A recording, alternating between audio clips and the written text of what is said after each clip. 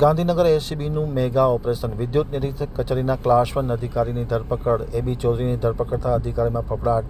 Solar પેનલમાં લાંચ લેવામાં આવતી હતી. તેમના નિવાસસ્થાન પર દરોડો પાડી 3 કરોડનો મુદ્દામાલ કબજે કરવામાં આવ્યો છે. તેમની કારમાંથી 5 લાખ રૂપિયા રોકડે કબજે કરાયા છે.